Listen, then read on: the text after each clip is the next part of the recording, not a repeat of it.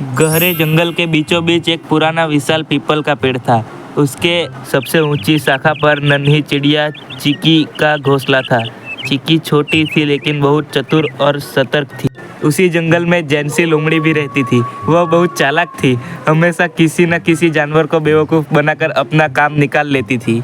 एक दिन चिकी चिड़िया अपने अंडों के साथ बैठी थी, तभी वहाँ पे जैंसी लोमड़ी भी आ गई और कहती है, अगर इस चिड़िया को बेवकूफ़ बना दूं तो इसका अंडा खा के मेरा पेट भर सकता है। लोमड़ी ने मीठी आवाज़ में कहा, अरे प्यारी चिकी, कैसी हो? मैं तो तुम्हें रोज देखती हूँ। तुम कितनी मेहनती और समझदार हो।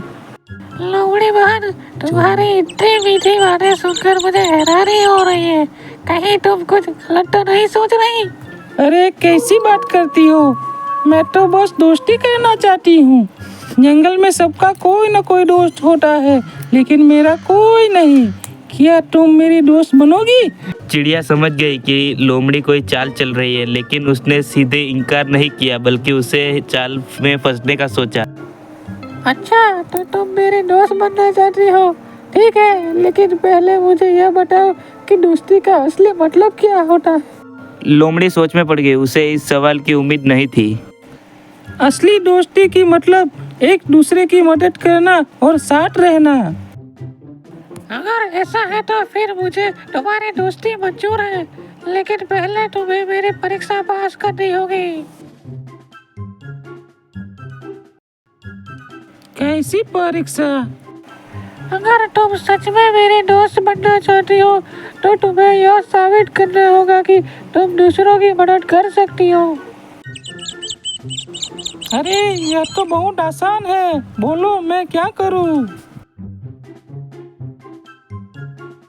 देखो, उस बड़े तालाब के पास एक घायल खरगोश पड़ा है।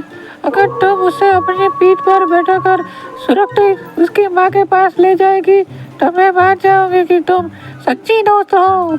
उसे यह काम बिल्कुल पसंद नहीं आया था, लेकिन चिड़िया को बेवकूफ़ बनाने के लिए हामी भर दी। वह तालाब के पास गई, लेकिन जैसे ही उसने खरगोश को उठाने की कोशिश की, खरगोश डर के दौड़ता हुआ चला गया। उतनी ही देर में वहाँ पे डॉक्टर हाथी और टीसा सुअर आ गया। लोमड़ी, क्या कर रही हो? क्या फिर से किसी को धोखा देने की योजना बना रही हो?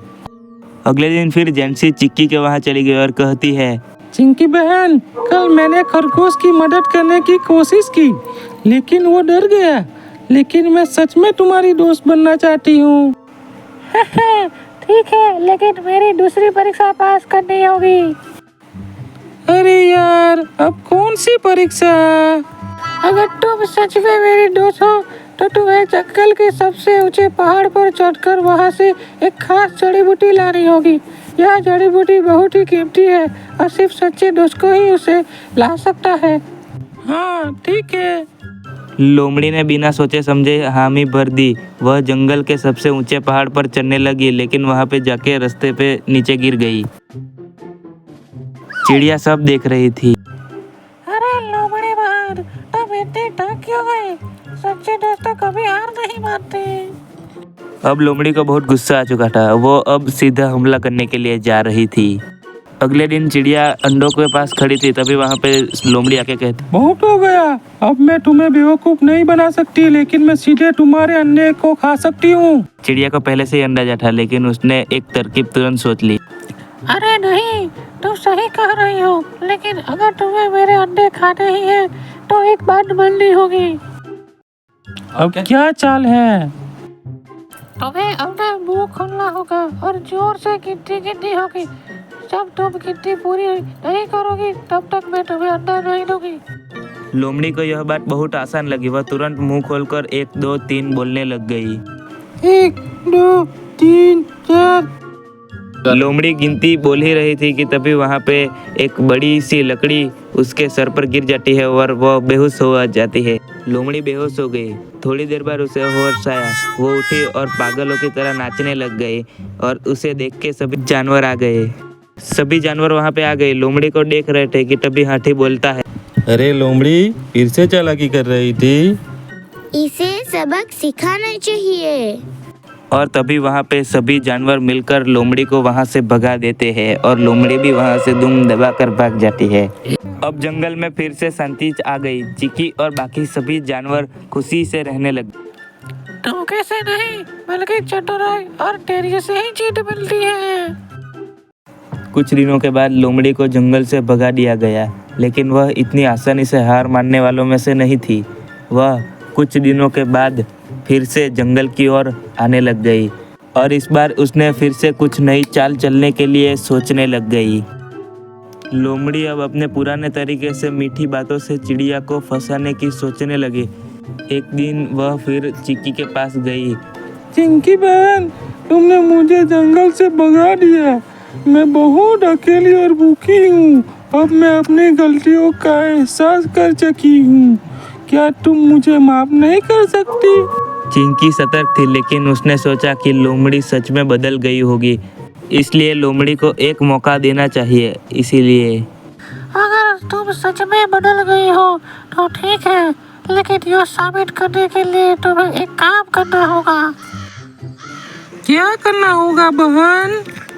अगर तुम सच में मेरी दोस्त बनना चाहती हो तो तुम्हें जंगल के सबसे तेज हिरण को हराकर दिखाना होगा। लोमड़ी के होश उड़ गए, लेकिन अब उसने हाँ कह ही दी। लोमड़ी जानती थी कि वह हिरन से तेज नहीं दौड़ सकती, इसलिए उसने एक चाल सोची। उसने जंगल में एक गड्ढा खोदा। हिरण भाई, मुझे तुमसे एक दौड़ लगानी है। अगर मैं जीत गई तो तुम मुझे अपना सबसे अच्छा दोस्त मानोगे, और अगर तुम जीत गए तो मैं तुम्हें जंगल का सबसे तेज मान लूंगी। हिरन को यह चुनौती बहुत पसंद आई थी, इसलिए उसने हाँ कर दी। वह दोनों रेस के लिए रेडी और दौड़ने लग गए।